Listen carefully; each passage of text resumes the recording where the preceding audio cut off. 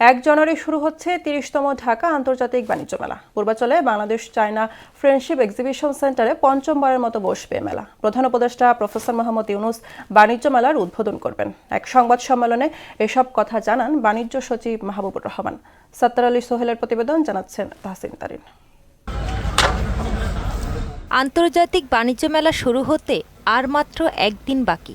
মাসব্যাপী চলা মেলার আনুষ্ঠানিক নাম রাখা হয়েছে 30তম ঢাকা আন্তর্জাতিক বাণিজ্য মেলা 2026। শেষ মুহূর্তের প্রস্তুতিতে পুরোদমে চলছে কর্মব্যস্ততা। মেলা শুরুর আগে সব কাজ শেষ করতে হবে। 24 ঘন্টাই পালাক্রমে কাজ চলছে। শেষ মুহূর্তের এই ব্যস্ততা ঘিরে পুরো মেলা প্রাঙ্গণ এখন যেন এক কর্মচাঞ্চল নগরীতে পরিণত হয়েছে। যথাসময়ে কাজ শেষ হবে বলে আশা তাদের।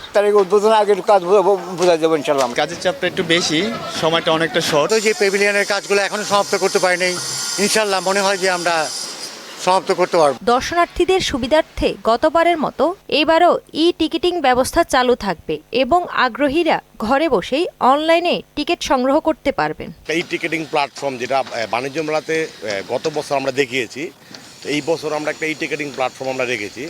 তো আমরা দর্শকদেরকে অনুরোধ করবো যে আপনারা নির্ঝঞ্ঝাটভাবে প্রবেশ করার জন্য আপনার বাসা থেকে টিকিটিংটা করে আসুন। নিরাপত্তা নিশ্চিতে র্যাব, পুলিশ সহ অন্যান্য আইনশৃঙ্খলা রক্ষাকারী বাহিনীর সদস্যরা সার্বক্ষণিক দায়িত্ব পালন করবে বলে জানান পুলিশ সুপার। জেলা পুলিশের পক্ষ থেকে আমরা বিভিন্ন ডিআইজি অফিসে আমাদের ডিআইজি স্যারের মাধ্যমে অতিরিক্ত ফোর্স চেয়েছি। আমাদের প্রায় 900 ফোর্স প্রায় মাসব্যাপী আপনার 2 পালায় ডিউটি করবে আমাদের এই পুরো বাণিজ্য মেলা এরিয়াটাকে কর্ডন করে।